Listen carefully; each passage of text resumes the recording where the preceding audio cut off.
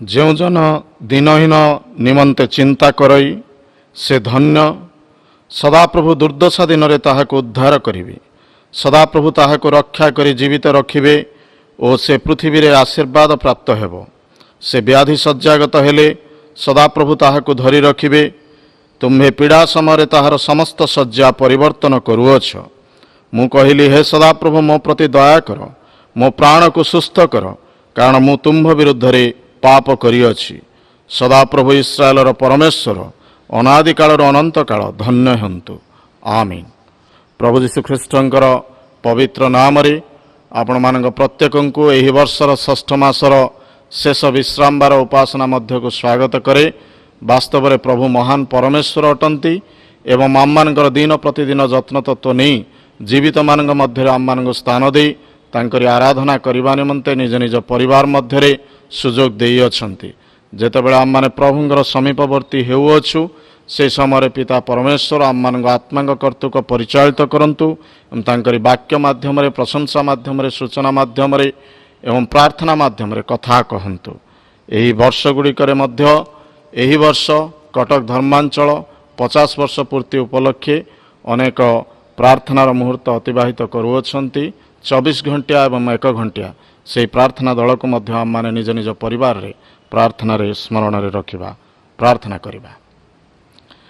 ପବିତ୍ର ପ୍ରେମମୟ ସ୍ୱର୍ଗସ୍ଥ ପିତା ପରମେଶ୍ୱର, ଏହି ସମୟରେ ଆମମାନେ ଧନ୍ୟବାଦ ଦେଉଛୁ। ତୁମ୍ଭେ ଆମମାନଙ୍କୁ ସୁନ୍ଦର ସୁଯୋଗ ଦେଲ। ପୁନର୍ବାର ଏହି ବର୍ଷର ଷଷ୍ଠ ମାସର ଶେଷ ବିଶ୍ରାମବାରରେ ତୁମ୍ଭରି ଅନୁଗ୍ରହ ସିଂହାସନ ନିକଟକୁ ନିଜ ନିଜ ପରିବାର ମଧ୍ୟରେ ଆସି ତୁମ୍ଭରି ଆରାଧନାରେ ସାମିଲ ହେବା ନିମନ୍ତେ ହେ ପିତା ଆଶୀର୍ବାଦ କର।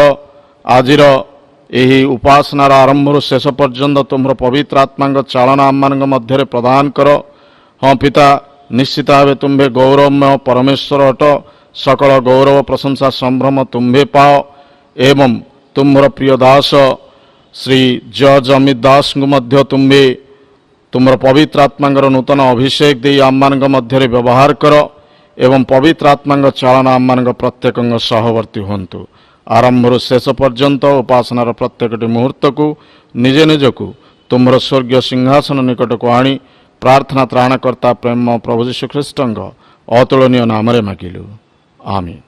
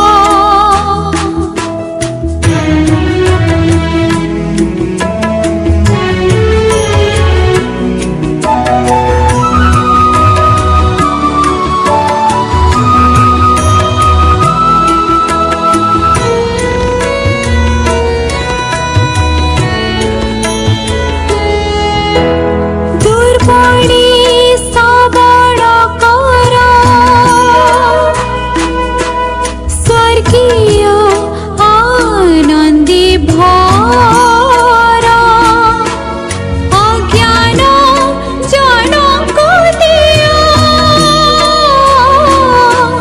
तब दिव्य ज्ञान शास्त्रर प्रतिज्ञा तुमे चिर सनातन काय मन वाक्य मोर कर संशोधन परम मंगलदाता चिरदयावान हे पवित्र आत्मा हेउ तुम गमन परम मंगलदाता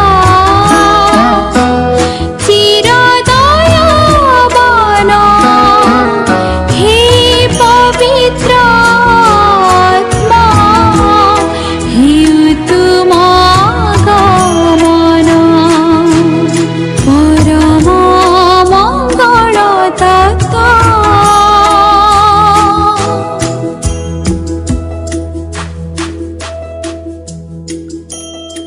सर्वप्रथमे सदाप्रभु को महानाम को धन्यवाद दिए आज ऑनलाइन मेसेज देखा सुजोग देइछंती तत्संगे संगे प्रत्येक को मु स्वागत जनाए।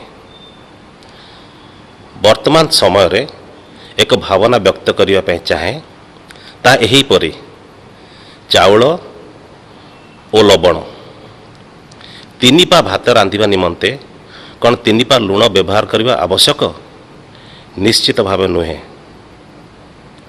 भात रांधिबा बेले चाउल सबु बेले अधिक परिमाण पड़े एवं लुण सामान्य मात्र तथापि ए सामान्य लुण बड़ धरणर प्रभाव पकाए। थरे आपण रहुथुवा रूम को देखंतु और से रूम रे थिबा बल्ब टी को मध्य निरीक्षण करंतु। आकार अनुसार रूम रो साइज ठारू बल्ब रो साइज बहुत छोट किंतु बल्ब टी ऑन करिबा मात्रे सारा रूम उज्जवलमय होई अंधकार अपसरी जाए। वाक्यर लिखा जाए तुम माने पृथ्वीर लवण एवं जगतर ज्योति। क्षुद्र बा सामान्यर अर्थ नुहे जे आपण न्यून बा प्रभावहीन। आपण जीवन शैली और विश्वासर प्रार्थना अनेकों जीवन रे प्रभाव पकाइब। थर भावी देखंतु आपण बहु परिमाणर चाउल ना सामान्य लुण हेबा पई इच्छा प्रकाश करती। जदि का जीवन रे आमे लुण स्वरूप हेबा तेबे आम जीवन सार्थक हेब। परिशेष रे आजिर रविवार आपण मानक निमंते अर्थपूर्ण एवं आशीर्वाद युक्त हेउ। पिता परमेश्वर को धन्यवाद दिए यही सुंदर सुजोग से आमानंकु पुनर्बार तांकर अनुग्रह सकाशु आमानंकर जीवन रे यही पवित्र दिन रे से आमानंकु ऑनलाइन माध्यम रे एकत्र करिले मु प्रभुंकर महान नाम को धन्यवाद दिए। तत्संगे मंडलीर कर्मकर्ता पुलपिट कमिटी को मु धन्यवाद दिए मते सुंदर सुजोग से माने प्रदान करिसंती ईश्वरंकर जीवंत वाक्य को प्रकाश करिया पाई। आसंतु वाक्यरु जीवा पूर्वे आमने पदे प्रार्थना करिबा। धन्यवाद दिए पिता परमेश्वर तुमर महान नाम को धन्यवाद दौचु पिता। यही पवित्र दिन रे प्रभु तुम्हें आमानंकु तुम दया सकाशु यही नूतन दिवस आम जीवन रे तुम्हें जोड़ी थबारु तुमर महान आउ सर्वशक्तिमान नाम को आमे धन्यवाद दौचु पिता। प्रभु जेते जन आज ये ऑनलाइन प्लेटफॉर्म रे एकत्र होइछंती प्रभु तुम्हें प्रत्येक सहित कथा हुआ। पवित्र आत्मा परमेश्वर तुम्हें प्रत्येक हृदयर अवस्था को जान। तुम्हें प्रत्येक आवश्यकता अनुसार ତୁମର ଜୀବନ୍ତ ବାକ୍ୟକୁ ତୁମେ ପ୍ରତ୍ୟେକର ଜୀବନରେ ପ୍ରକାଶ କର। ତୁମେ ଅନୁଗ୍ରହ କର ପିତା। ମୋର ବୁଦ୍ଧିକୁ ନିଜ ନିୟନ୍ତ୍ରଣରେ ନିଅ। ଏହି ପ୍ରାର୍ଥନା ପ୍ରିୟ ପ୍ରଭୁ ଯୀଶୁ ଖ୍ରୀଷ୍ଟଙ୍କ ନାମରେ ମାଗୁଅଛି, ଆମେନ୍। पिता परमेश्वर को धन्यवाद दिए। प्रभु तांकर अनुग्रह सकाशु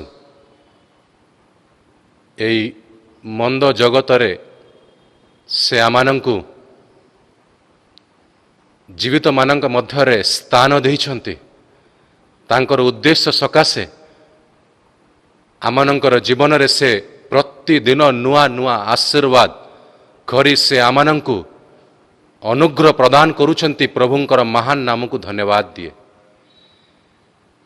एई समय रे जेतेबेले आमने अधिक समय निजरे गृह रे आमनकु रहिया को पड़ुछि, एई समय रे आमे प्रत्येक मु विश्वास करे आमे अधिक रु अधिक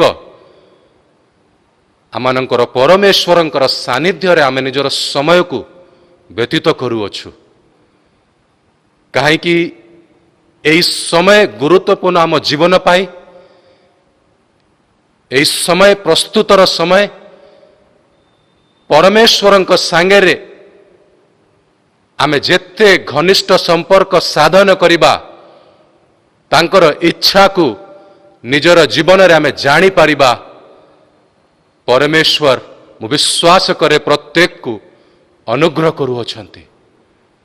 एई समय तांकर वाक्य को पालन करिबा, तांकर इच्छा को स्पष्ट भाव में बुझी से पथरे चलिबा समय आमे वाक्य रु देखिबा कि को प्रकार जड़े व्यक्ति ईश्वरंकर वाक्य प्रति एते समर्पित हेले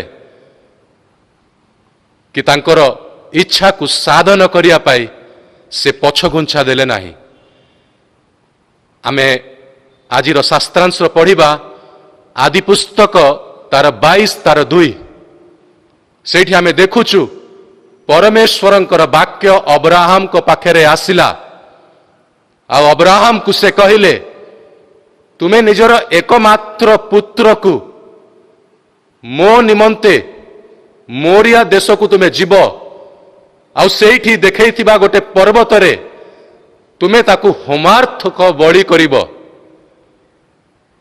एहा निर्देश अब्राहम को पाखरे आसिला। आ यही वाक्य पाई, यही आह्वान को पाई अब्राहम प्रभात रे उठिले आउ मोरिया देश को जीवापाई निजर यात्रा को से आरंभ करिले। यही शास्त्रांश पढ़िला बेले मते आश्चर्य लागिला, से निजर एकमात्र पुत्र जहाकू से निजर वृद्ध अवस्था रे प्रतिज्ञा स्वरूप अनेक वर्ष परे से पाइले, से पुत्र को बलि करिया पाई जेतेबेले परमेश्वरंकर आदेश आसिला, से प्रभात रे उठी से निजर यात्रा पाई प्रस्तुत हवा आरंभ करिले। से विलंब करिले नाही। मो प्रिय माने परमेश्वरंकर वाक्य परमेश्वरंकर इच्छा जेतेबेले आम जीवन रे प्रकाश रे आसे, एठू अब्राहम कर जीवन द्वारा आम शिखी पारिबा कि आमे बिना विलंब करी सांगे सांगे से वाक्य अनुसार निजर जीवन को समर्पित करिबा दरकार। आमे जदि हेई थांतु तांको स्थान रे हेई पारे आमे टिके संदेह करि थांतु, अथवा आमे अन्य मानंकर परामर्श नहीं थांतु। किंतु अब्राहम एई प्रकार कोनोसी कार्य करिले नाही। जेतेबेले एई संवाद आसिला, से एई वाक्य को पालन करिया पाई से प्रस्तुत हेले। काहे कि से जानी पारंती कि जो वाक्य आसिला से हा तांकर परमेश्वरंकर परमेश्वरंक सांगेरे तांकर गोटे घनिष्ठ संपर्क हेबा कारण ताहांक मनरे कोनोसी संदेह आसिला नाही। मोर प्रिय माने जेतेबेले आमे भी निजर सृष्टिकर्ता उद्धारकर्ता ସାଙ୍ଗରେ ଘନିଷ୍ଠ ସମ୍ପର୍କରେ ପ୍ରତିଦିନ ତାଙ୍କର ସାନ୍ନିଧ୍ୟରେ ବସିବା, ତାଙ୍କର ଚରଣ ତଳେ ବସିବା, ତାଙ୍କର ଇଚ୍ଛା ଯେତେବେଳେ ସେ ପ୍ରକାଶ କରିବେ ଆମ ଜୀବନରେ, ଆମମାନଙ୍କୁ ବି କୌଣସି ସନ୍ଦେହ ହେବ ନାହିଁ। ଏଠି ବାକ୍ୟରେ ଆମେ ସ୍ପଷ୍ଟ ଭାବରେ ଦେଖୁଛୁ, ପ୍ରଭାତରେ ସେ ଉଠି ଆଉ ମୋରିଆ ଦେଶକୁ ଯିବା ପାଇଁ ସେ ପ୍ରସ୍ତୁତ ହେଲେ। ଆଉ ଗୋଟେ ଗଧକୁ ସେ ପ୍ରସ୍ତୁତ କରିଲେ, ଦୁଇ ଦାସକୁ ସେ ନେଲେ, ଇସାହାକକୁ ନେଲେ, ଆଉ ହୋମାର୍ଥକ ବଳିଦାନ ପାଇଁ ଯାହା କାଷ୍ଠ ଦରକାର ଥିଲା ତାହା ଗୃହରେ ହିଁ ପ୍ରସ୍ତୁତ କରିଲେ। ଏଠି ବିଶେଷ ବିଷୟ ଦେଖନ୍ତୁ, ଯୋଉ ବଳିଦାନ ପାଇଁ ସେ ଯାଉଛନ୍ତି ତା ପାଇଁ ଯାହା କାଷ୍ଠ, ତା ପାଇଁ ଯାହା କିଛି ଦରକାର ତାହା ତାଙ୍କୁ ସେ ଗୃହରେ ହିଁ ପ୍ରସ୍ତୁତ କରିକି ସେ ଯାତ୍ରା ଆରମ୍ଭ କରିବା ପାଇଁ ବଢିଲେ। ମୋ ପ୍ରିୟମାନେ, ହେଇପାରେ ଅବ୍ରାହମ ଭାବିଥାନ୍ତେ କି ମୁଁ ଯାତ୍ରା କରିବି ଅଥବା ମୁଁ ସେଇ ପର୍ବତରେ ପହଞ୍ଚିକି ମୁଁ କାଷ୍ଠକୁ ଏକତ୍ର କରିବି। ନାଇଁ, ସେ ଏତେ ଯତ୍ନବାନ ଥିଲେ ପରମେଶ୍ୱରଙ୍କର ବାକ୍ୟ ପ୍ରତି କି ସେ ନିଜ ଗୃହରେ ସବୁ ବିଷୟକୁ ପ୍ରସ୍ତୁତ କରିକି ନିଜର ଯାତ୍ରାକୁ ସେ ଆରମ୍ଭ କରିଲେ। ମୋ ପ୍ରିୟମାନେ, ଏଇଠି ଆମେ ଶିଖିପାରୁଛୁ କି ପରମେଶ୍ୱରଙ୍କୁ ଇଚ୍ଛାକୁ ସାଧନ କରିବା ପାଇଁ ସମ୍ପୂର୍ଣ୍ଣ ପ୍ରସ୍ତୁତ କରି ଆମେ ଆଗକୁ ବଢିବା ଦରକାର। ବିନା ପ୍ରସ୍ତୁତ ଆମେ ଯାତ୍ରାକୁ ଆରମ୍ଭ କରିଲେ ଆମେ ବିଫଳ ହେଇଯିବା।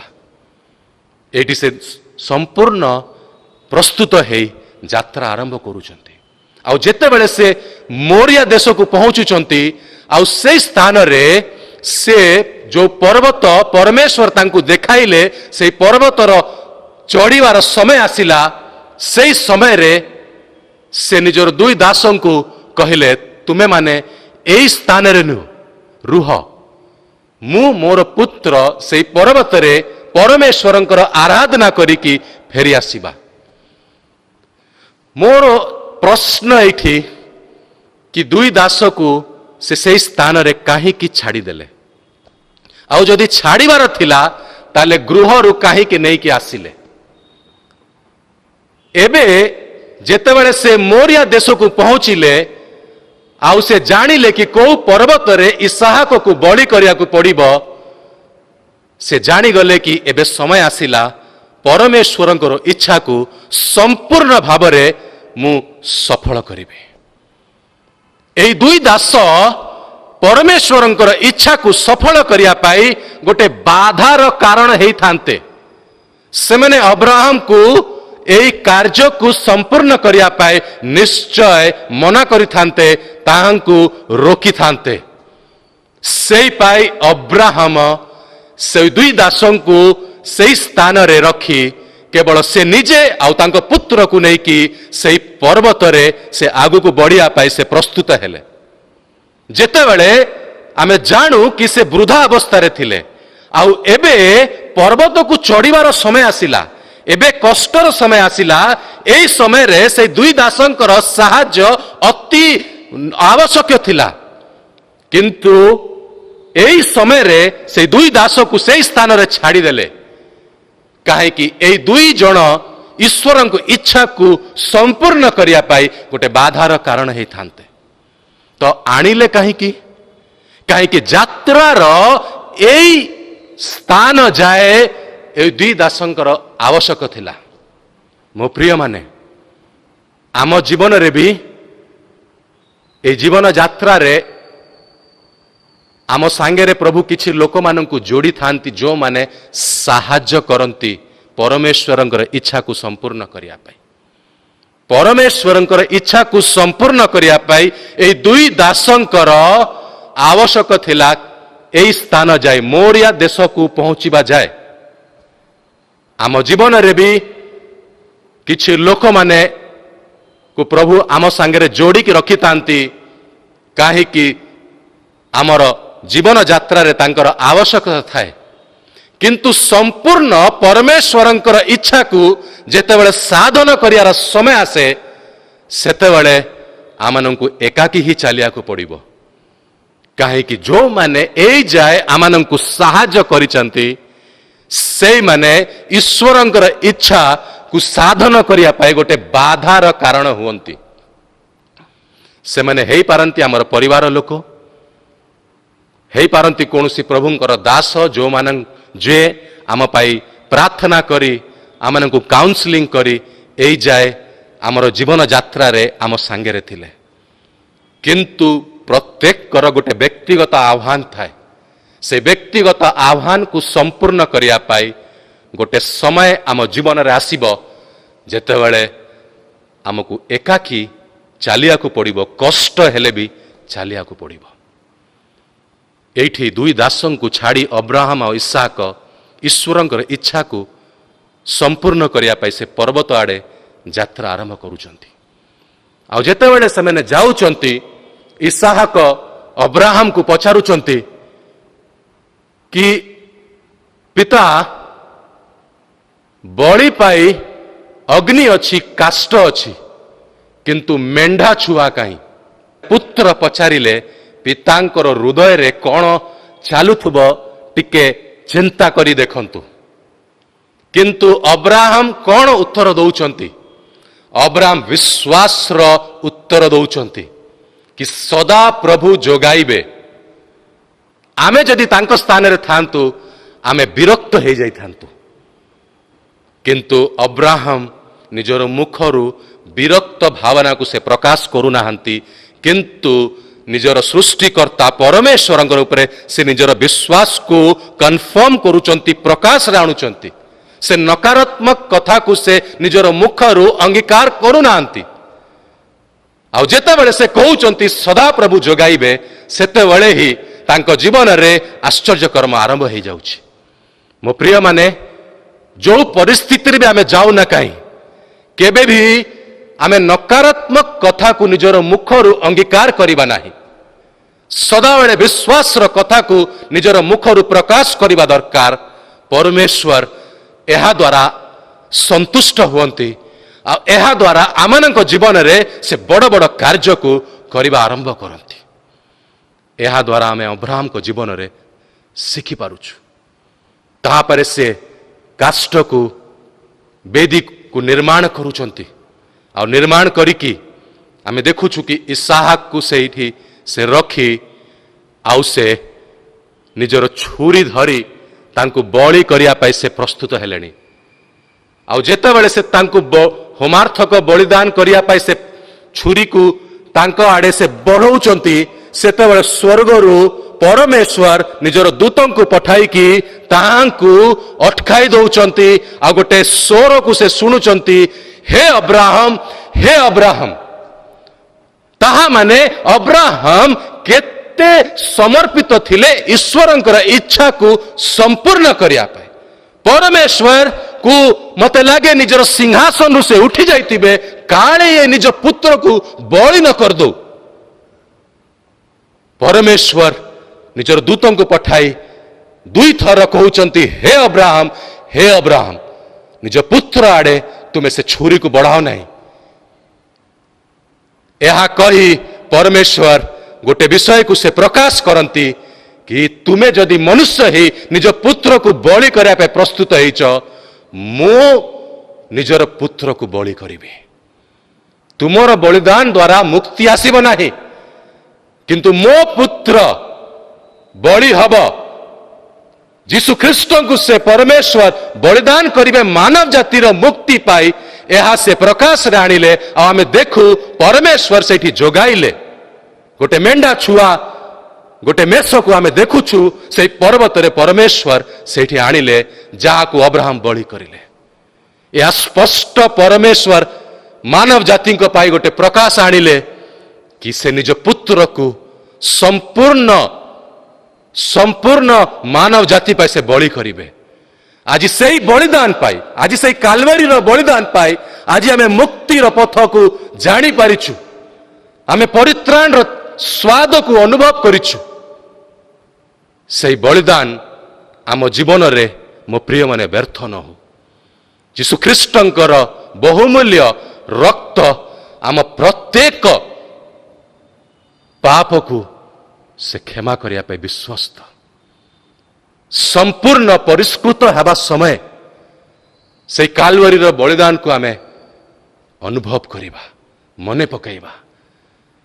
से बलिदान आम जीवन में व्यर्थ न हो। मो प्रिय माने जो प्रकार अब्राहम केते विश्वस्त रहिले ईश्वरंकर वाक्य को पालन करिया पाए, एबे समय आसिलानी आमे भी वाक्य अनुसार निजर जीवन को समर्पित करिबा। एई समय जेतेबेले आम अधिक समय गृह रे रहूछु, आमे निजर उद्धारकर्ता संगे आमर जीशु ख्रीष्टଙ୍କ सहित अधिकरु अधिक आमे समय को व्यतीत करिबा, तांको सानिध्य रे रहिबा। आ जेतेबेले आमे तांको सानिध्य रे रहिबा, सेई समय रे ईश्वर आम जीवन रे से कौन अपेक्षा करूचंती ताहा प्रांजल भाव से प्रकाश रे आनिबे। आमे निजको समर्पित करिबा। अब्राहम एकमात्र पुत्र को बलि करिया पाई पछगुंचा देले नाही। आमे कहीं कि वाक्य अनुसार जीवन को समर्पित करूना। ए समय मो प्रिय माने संपूर्ण निजको समर्पित करिबा। आसंतु आमे प्रार्थना करिबा। धन्यवाद दौचु पिता परमेश्वर, तुमर जीवंत वाक्य पे आमे धन्यवाद दो पिता। प्रभु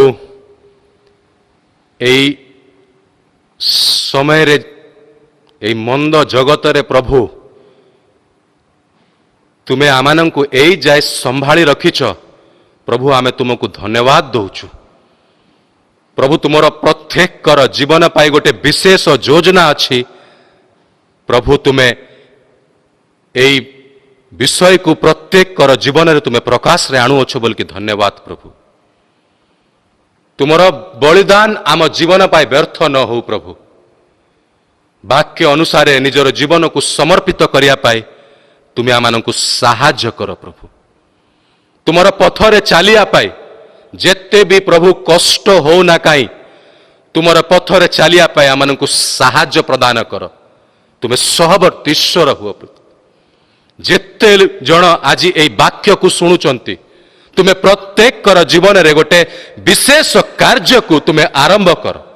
तुम प्रति तुमर स्वर को बुझिया पाई आमानंकु साहाय्य कर पिता।